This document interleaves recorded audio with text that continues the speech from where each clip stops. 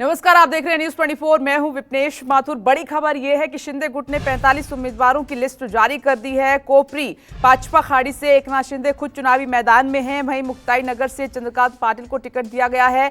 रत्नागिरी से उदय सामंत लड़ेंगे चुनाव और राजापुर से रविंद्र सामंत को टिकट दिया गया। ये देखिए, वो लिस्ट भी उम्मीदवारों की हम आपको दिखा रहे हैं। इसमें 45 उम्मीदवारों के नाम हैं जो शिंदे गुट के हैं।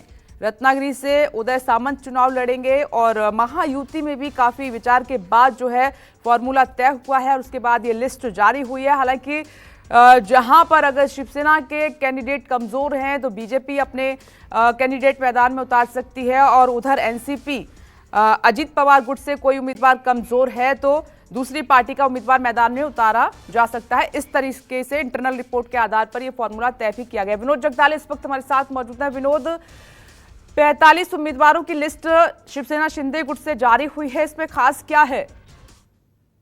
45 उम्मीदवारों की पहली ये सूची है।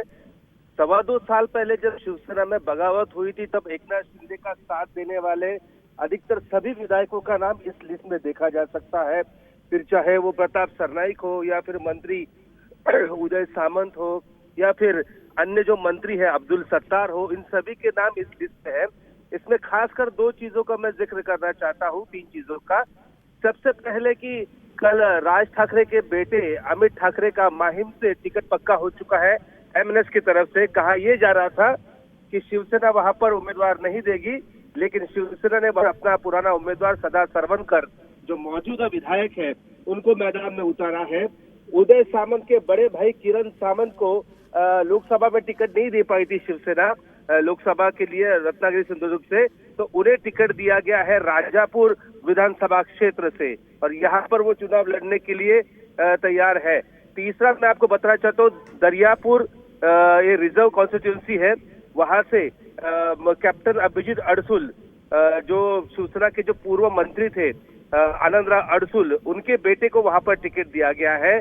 और बाकी तो दो नाम है तो रेगुलर नाम है जो जिन्होंने एकनाथ शिंदे की 2.25 साल पहले शिवसेना में दो फाड़ हुआ था तब एकनाथ शिंदे का साथ जिन्होंने दिया था, उन सभी का नाम इस लिस्ट में है। अब सोचने वाली बात है कि यह लिस्ट 45 लोगों की है। एकनाथ शिंदे ने 85 सीट मांगी थी, तो अब कितनी सीट उनके झोले में आएंगी ये देखना दिलचस्प होगा।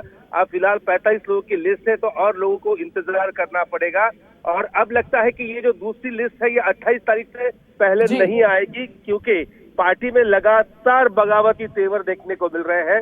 भारतीय जनता पार्टी ने भले ही अपनी लिस्ट पहले जारी कर दी हो, इस लिस्ट के आने के बाद नाराजगी के सुर देवेंद्र फडणवीस के सागर बंगले पर दिखाई पड़ रहे हैं और लगातार नाराज लोग अब निर्दलीय लड़ने का फैसला यहाँ पर कर रहे हैं। कोई यहाँ पर पार्टी छोड़ के जा रहा है।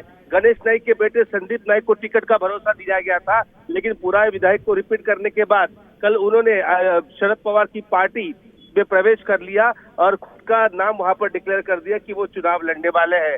तो कहीं ना कहीं खतरा पैदा हो रहा है महायुति के उम्मीदवारों को। तो जाहिर सी बात है, अब जो आखिरी लिस्ट आएगी भारतीय जनता पार्टी शिवसेना की, वो आखिरी लिस्ट 28 तारीख से पहले आने की उम्मीद कम है। 29 को नामांकन का आखिरी दिन है।